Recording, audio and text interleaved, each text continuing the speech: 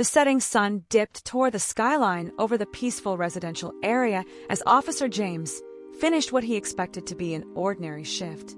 The soft hum of his patrol car created an almost calming atmosphere when an abrupt, panicked cry broke through the quiet, the distinct sound of a child's scream.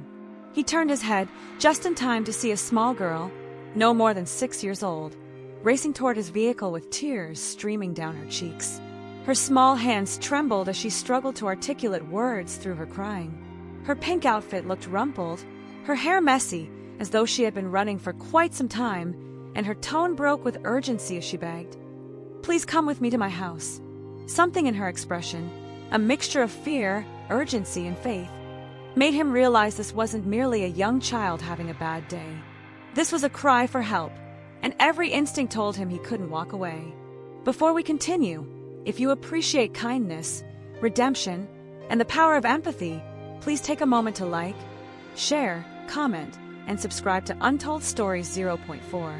Your support helps us keep sharing touching stories like this one. James didn't hesitate.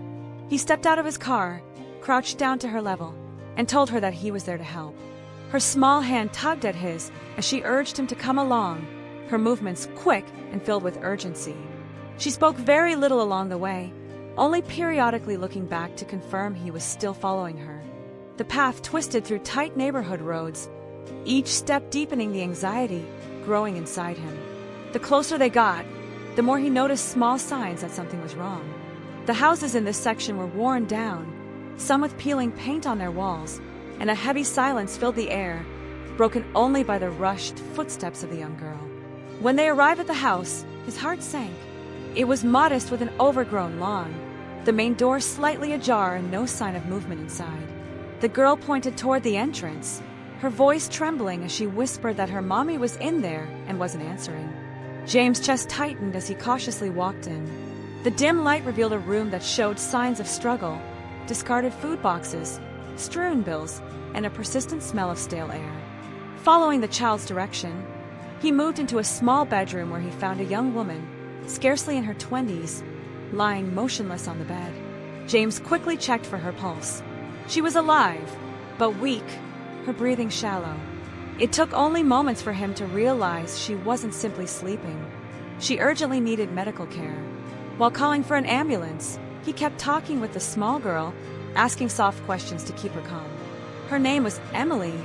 Through quiet tears, she explained that her mommy had been sick for many days, that she had tried to make soup but couldn't reach the stove, and that she'd been afraid to leave her mother's side until she understood she needed help. That realization made her run outside and notice the police car. The paramedics arrived quickly and rushed the young woman to the hospital. Emily clutched James' sleeve, refusing to let go as fear filled her eyes. James assured her that he would stay with her until her mother was safe.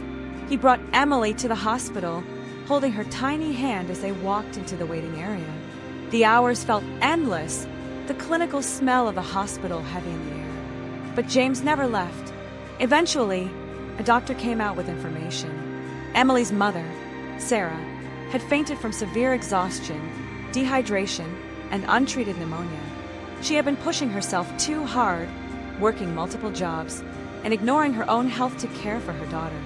As James heard this, he couldn't forget the image of the tiny, crowded home and the stack of unpaid bills. It was clear that Sarah had been struggling silently for a long time, either too ashamed or too scared to ask for help. Emily sat still, hugging her knees, glancing up at every passing hospital worker as if hoping one would bring word about her mother. James knelt beside her, promising he would make sure everything would get better. Over the next few days, while Sarah recovered, James came by often. Emily started showing more happiness, finding comfort in his presence.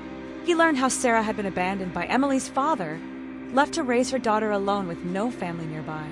She had been taking cleaning jobs, working late into the night, all while hiding her struggles from everybody. James knew that without help, their situation would quickly return to difficulty once Sarah was discharged. Quietly, James reached out to local charities, community members, and even some of his co-workers. Within days, donations of food, clothes, and financial aid started arriving. When Sarah finally had enough strength to leave the hospital, she came home to find her house clean, stocked with fresh supplies and being fixed up. Tears rolled down her face as she understood she was no longer alone. Emily's look of happiness that day shone brighter than James had ever seen. She hugged her mother tightly, then turned and hugged James, whispering a soft thank you that he would carry in his memory for years ahead. The community, touched by the story of a little girl's bravery and a neighborhood's compassion, kept watching over Sarah and Emily's welfare. Sarah started taking fewer hours at a stable job that allowed more time with Emily, and their bond grew even stronger. As James stood outside their house one evening, watching Emily playing in the yard while Sarah chatted with neighbors, he knew this went beyond a single rescue. It was about hope, showing how even the smallest voices, like Emily's call that day, could ignite transformative kindness. If this story touched your heart, please like, share, and subscribe to Untold Stories 0.4. It helps us keep sharing these important reminders that kindness exists in our world.